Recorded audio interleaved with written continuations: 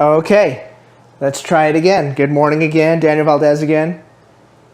Good to hear from y'all. Good to be back in the seat. I actually do these things standing up, but you know what I mean. Thanks for the support. Thanks for listening to the first one of the 2018 season. Always appreciate the messages and well wishes and all that fun stuff, so appreciate it tons. Let's keep going with this theme of rule changes because there's plenty of them. We're going to focus on Bands of America because there's definitely some shakeup in terms of how we're going to pick our finalists. It's more of a procedure change than a rule change, but I don't know how to spell the word procedure, so I'm just going to call it a rule change, whatever. So we'll take care of that. We'll go over that particular change, and we'll go over, what the reasons were behind that. So let's get started. Let's get started with some facts. You guys like some facts? Facts are great. Facts tell the story, most of the story, unless you're weird. So, last year at the San Antonio Super Regional, one judging panel, that's one set of people, one group of people, was responsible for critiquing, evaluating, and scoring 68 different programs in the prelims contest. It's a lot of programs. Even if you spread it out over 2 days, it is still a very taxing thing to do. Judging is something, it's an unenviable task. You're responsible for trying to put these great programs where you think they need to be in their respective captions. It's difficult for even the most experienced judge. It's hard to do. The contest has grown so much, not just at the Super Regional in San Antonio, but other contests as well. They've grown exponentially. There's a demand for it. So last year, it was 68 programs being judged by one judging panel in prelims. Guess how many programs there are signed up currently at the San Antonio Super Regional? Right now, unless my math is wrong or I just don't remember how to count, it's something like 86 or 87 programs that are signed up for the San Antonio Super Regional.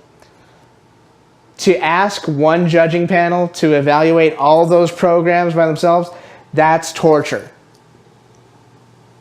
That's going to be, that's too much for one judging panel to handle. So you got to come up with a solution.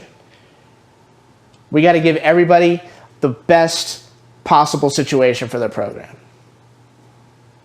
And here's what the people at Bands of America came up with. 2 prelims panels, 2 of them. They will be alternating by block. So what does that mean? So prelims 1 panel is going to be basically judging the odd-numbered panels, or the odd-numbered blocks, I should say. Block 1, Block 3, Block 5, so on and so forth. Prelims 2 panel is going to judge Block 2, Block 4, Block 6, so on and so forth. Is it going to be evaluated like 2 different contests? From the outside, it kind of looks like it. I imagine that will not necessarily be the case, but we'll find out. Maybe they'll get some more information on that later. So you got 2 judging panels. So instead of one panel judging 86 programs, you're going to have 2 panels, and they're going to split it up. So each panel would, if my math is correct and my calculator works from back in middle school, that's 43 programs being evaluated by each panel. That's a major change. Let's go into how you're going to pick finalists, because that's even a bigger change. Still 14 finalists, still regardless of class. But here's how we pick it now. Top 5 highest scoring programs in Prelims 1 panel advance to finals. Top 5 highest scoring Prelims 2 panel go to finals. So that's 10 finalists so far. With me? Great. If not, rewind the video. Then, out of everyone that's left over, combine them together. Now give me the next 4 highest scoring programs. That's your 14. Top 5 from Prelims 1, top 5 from Prelims 2. Combine everybody else that's left over. Next 4 highest scoring programs. Those are your 14 finalists.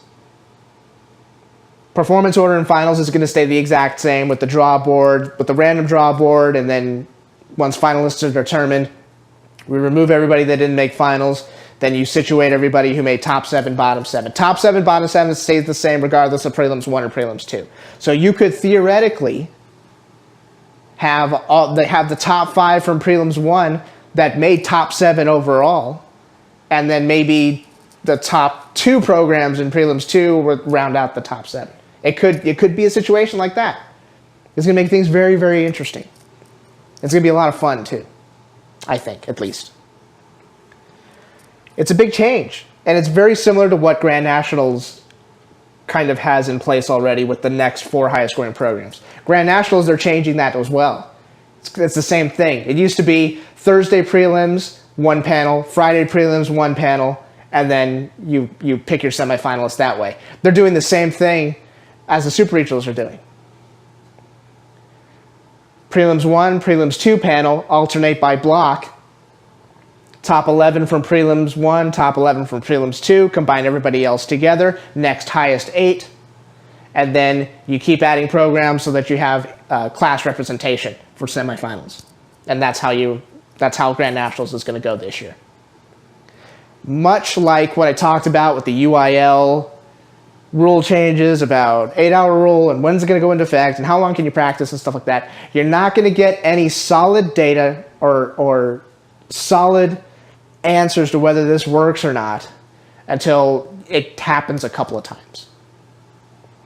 And it's like the same thing I said in the UIL thing. Results are going to come out and everyone's going to go, see, this doesn't work, it doesn't work. Especially if your program or the program you're representing doesn't get the placement that you think they should deserve. Everyone's going to say, well, it doesn't work, it doesn't work. You got to give it some time. You absolutely have to give it some time. I think this is going to work out for the better, and here's why. When the contest is that large, you know which programs suffer from a big contest like that and only having 1 panel evaluate them? It's the middle of the pack programs. It's the programs that can more or less consistently make an early regional final, like Austin, Dallas, Houston. And then they get to the Super Regional, their show's improved. They've added some stuff. The show is a complete thought. It's better. But those programs don't necessarily come close to making it in the finals. It's very different. Like I said, judging's super hard to do. And as an observer of it, as somebody who's like actually watched people do numbers management and stuff like that, it's very difficult to evaluate those middle programs because whether we like it or not, a lot of those programs kind of run together. And it's very hard for middle of the road programs to differentiate themselves. Those are the programs that suffer when the contest gets too big. So when we take 86 programs and we split it down the middle and give these judging panels only 43 bands to evaluate, now those middle of the road programs have a better chance of making a statement and making a name for themselves, especially if they have a really good performance in prelims. One other thing we need to mention. Talking about fairness, talking about top 5, bottom 5, and 4, and all that stuff. In order to make things fair, and in order to make sure that one prelims block or one prelims panel is not overloaded with outstanding programs in the other, Bands of America is going to take anyone who has made Super Regional Finals in San Antonio from the past 3 years. Don't worry, I've done the math. I think it's 15 programs that are actually attending this year. Those 15 programs that have made Super Regional Finals in the last 3 years will be split evenly amongst the blocks. Amongst the blocks. I don't know. I don't have my MLA guide. I threw that thing I threw that thing away in college.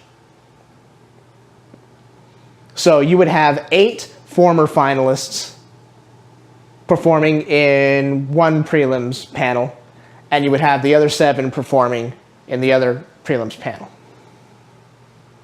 Again, that's to be fair so that, you know, one block doesn't get overloaded with great programs, and then all of a sudden, you know, luck of the draw, you got into a block with, you know, tons of great programs, and then you can't make a name for yourself. You can't make that statement performance. So that's going to be super interesting.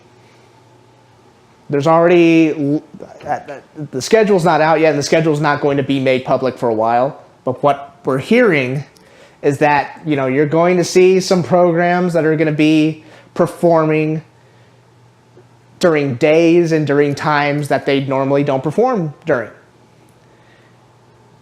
And that can, I mean, that's a challenge for the performer. You're used to, you know, especially if you're a very successful program, you're used to, you know, Saturday prelims, 2 o'clock in the afternoon, right around that time. That's how your body schedule works, and you've been doing that for 3 years. Then all of a sudden they say, oh, well, now you're going to be performing on Friday, or you're going to be performing early Saturday morning. That's an adjustment the performer needs to make. It's difficult going on in the morning. I've done that before. But it can be done. So that's going to be, we're going to see how that's going to work out. Gosh, this contest is so huge. This contest is really, really, really big. And that's great. That's a statement for how awesome this contest is and how everybody wants a part of it. Everybody wants to go to this contest. They're only supposed to have 80 programs at the Super Regional. It was supposed to be capped at 80. Right now, at one point, it was at 88. Now you kind of have programs that are kind of, you know, pulling out of the contest, and they do it for various reasons. So those are your rule changes. Those are your procedural changes for the Super Regionals. And again, this applies to St. Louis. This applies to Indianapolis as well. By the way, we've got Texas programs going to St. Louis and Indianapolis this year. So be sure to get on the bandwagon for them. No pun intended. Sorry. And make sure you support them. It's going to be interesting, to say the least. I guess the main word is interesting. The word of the day is interesting. If you hear it, scream really loud. Or don't. I don't care. I think that's it for the major rule changes that are going down with Bands of America. I think I'm done here. Of course, questions, comments, give them, you know, flood me with them. I love it. Keep it going. I appreciate the support. We'll talk to you all very, very soon. And I'm looking forward to the next time we get to chat together. Thank you all for listening. Thank you all so much for listening. Appreciate it so much. Take care. Adios. Bye-bye.